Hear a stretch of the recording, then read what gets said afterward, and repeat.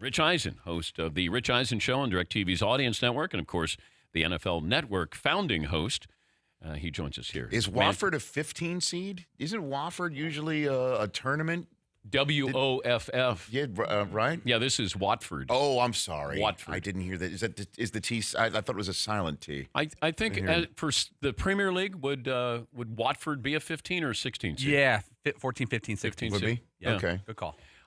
Rich joining Thanks. us now. Appreciate that. I didn't underseed Watford. I didn't. No. Okay, good. I wouldn't let you do that. Do you are you a crier? We were just talking about. Good Lord. That yes. Have you cried on the air recently? Cried on the air recently. Over what you would expect. Yeah. I mean, I have. Anytime I talk about Stewart, I get choked up. And I always think of him around tournament time, North Carolina. January is the anniversary of his passing. But I do have the Vermeil in me where I've got I can choke up a little bit. Last sporting event that made you cry? Maybe a movie, I think. I mean, Michigan hasn't won the national championship since 1997. Would that make you cry? Oh, yes. If Michigan football won? Oh, God. Oh, okay. Oh, yeah. Michigan basketball. Yeah. I'm and watching them last night was exciting again, too. But, yeah, sporting events really don't choke me up. It's movies and TV shows and commercials that you wouldn't think that I'd get choked up. McLovin is trying to get through the end of this book, and you have young kids. Have you ever read Knuffle Bunny by Mo Boynton? Was that like was that a jumble? Was that a jumble word? I mean, he's choking up. Knuffle Bunny? No. But anything to do it. with kids, I mean, seriously, I can't get through it. Yeah, on the last page, he basically sends her Spoiler alert. I mean, come on. You never know if I'm going to snuggle up with Knuffle Bunny at any point in time. Go ahead. Let me see if McLovin can get through it. I don't think forget it. I'm going. I'm out. But I'll have to email it to you guys. I heard what you were talking about how, John Fogerty taking your daughter to something that you experienced yourself, maybe at her age, choked you up. I had that moment when I took Zan, who's now 9. I took Xander to go see the Muppet movie, the remade Muppet movie. Mm-hmm. Forget the guy he was in, whose name I forget right now. And How I Met Your Mother, right? Jason Segel. Jason Segel. Yeah. And it was a great version of the Muppet movie. It was really neat. And the Muppets finally, I can't tell the story. The Muppets finally put on their show, Dan, and the Muppet show theme comes on, and it just chokes me up. We're playing it right now. Is that right? I can't hear it right now. It's just like if you could just imagine somebody crying uncontrollably, sobbing to this music. You have headphones back there if you'd like to put those on. Just for a little, let me go down memory lane. Let me see if we can get some tears. I can't handle it. But I really, you don't really would think you'd get terribly emotional to this music. But I started crying, and other parents were kind of looking at, who's this guy having a nervous breakdown? Because they're all bopping with their children. And I heard this, and I'm like, wow, here I am with my son. I think it was his first movie, too, that I took him to. He was like 3 or 4. I'm getting choked up even just talking about it right now. Paulie's dad took him to Midnight Express when he was 9. No, come on. I swear on a Bible. Midnight Express, age 9. Did that teach you not to do drugs, Danny? It messed me up forever. Yeah, I didn't traffic anything in Turkey ever. Nothing. Never. And a Greek prison. You were never in a Greek prison. Go anywhere near that. But I remember, wow, that's hardcore. I remember my wife and I were trying, when my son was born, we were just desperate to get out, and we took him to see Cape Fear. And so my counselor, my son is probably a month old, and we're in the back. We bring him in. I swear, we're in the back of the Bristol Theater, and we took my son to see Cape Fear. Come out, wherever you are. Oh, and all these people are like, there's that scene in what was it, Sweet Home Alabama? Oh, you got a baby in a bar with Reese Witherspoon, I think it is. It's like you got a baby in a movie theater. Yep. Seeing Cape Fear. Yeah, Cape Fear. Not a bad one. All right, while I have you here. Yes, sir. Football wise. Yes, sir. Kirk Cousins. Yes.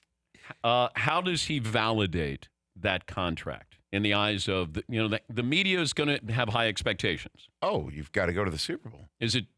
Yeah. In the next 3 years, Super Bowl or they made it. They had a 7-0 lead on the ultimately defending Super Bowl champs in their house. Yeah. So I guess you have to, if you really just want to use that as the floor, then he's got to keep that 7-point lead into the second quarter of the next NFC Championship game that he has to get the team to. I mean, you have to take them further than what Case Keenum took them, and I think that he has that ability. It's going to be fascinating to me to watch this play out. Certainly, since it's all guaranteed dollars, I think he made the right move. I think going there as opposed to maybe getting twice the years and twice the money in New York City, where Jet fans are going to expect him to go and win a championship on the spot. But he's going to get that next big contract after this 3 which years. makes sense. Yeah, he's going to be 32 and probably get another big deal. Yeah, 32, which is how old Aaron Rodgers is right now. So it was a smart move. He's making a ton of money, and he's in a spot where he's got a chance to win. And I think you might be taking a trip to Philadelphia first Thursday of the season and seeing him in that building. That I think NBC will run it back with Kirk Cousins. You think that'll be the opening night matchup? Well, it's either that or stick Jerry Jones in the Dallas. building and make him watch the Eagles raise their banner, which is particularly in your face, I would think. That I think those are the two choices. You think the commissioner might want to do that to Jerry Jones? Well, I mean, after I think this lawsuit? I don't know, Dan. I think right now we're all starting from scratch. I think everything is now evened out, apparently. Rich and I were laughing about this yesterday because we saw a quote from Hugh Jackson. He's the Cleveland Browns head coach on his quarterback. Here's Hugh Jackson talking about Tyrod Taylor. When you go out and you do these privates with the quarterbacks and you bring them in here into Berea, what will you tell them about their chances of starting for this football team? That Tyrod Taylor's the starter. Okay.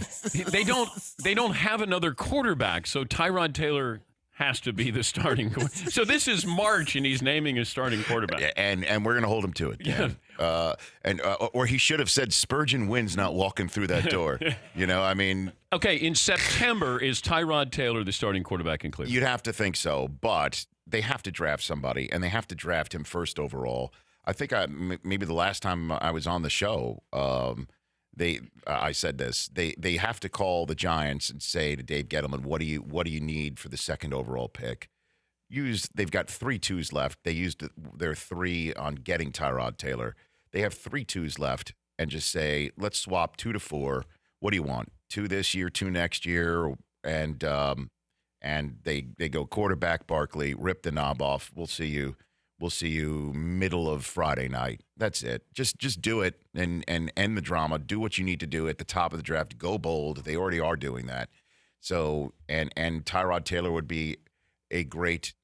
Now here's the phrase. We got the new phrase here for the upcoming season. As you know, set the edge was the football phrase of 2017. Yes. The clubhouse leader of the football phrase of 2018 is bridge quarterback.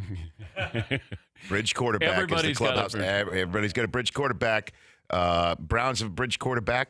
As you know, the Buffalo Denver. Bills now have a bridge quarterback, and A.J. McCarron. Denver. Well, I mean that's a bubble bridge quarterback. We don't know Case can because they might have to stick with Paxton Lynch, draft somebody 5th overall to add to their defense. That's entirely possible. Minka Fitzpatrick's there, as you know. Aqib Talib was just sent out, so he's a bubble bridge quarterback.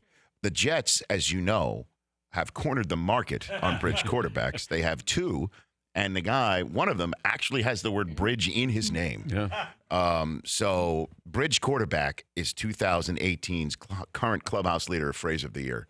But when you do the draft, yes, how often is bridge quarterback going to come up? Is that going to be a drinking game? Dan, the answer is how often do you want it to come up? That's the answer. First segment, I'm going to guess bridge quarterback. Hey. The Browns are on the clock. Now, they do have their bridge quarterback in Tyrod Taylor. Well, it's the Browns are on the clock. They've got their bridge quarterback in Tyrod Taylor. The Broncos have got the Tyrod Taylor. Yeah, I mean, we can go on and on. So I can do it, 3 times in the next hour. Or, hold on, Giants choose a quarterback. Does that make Eli Manning the mother of all bridge quarterbacks?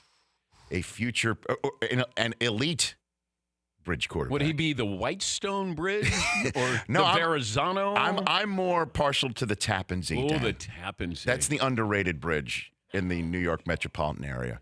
That's a system bridge. That's yes, it's addictive. We could expand on this, but it's bridge quarterback. Everybody's got one. Nobody wanted to go overpay. Even Kirk Cousins is kind of the bridge quarterback to the next one that they have. It's just 3 years. I mean, that's a hot take on the bridge By the quarterback way, right there. it's Kirk D. Cousins. What does the D stand for?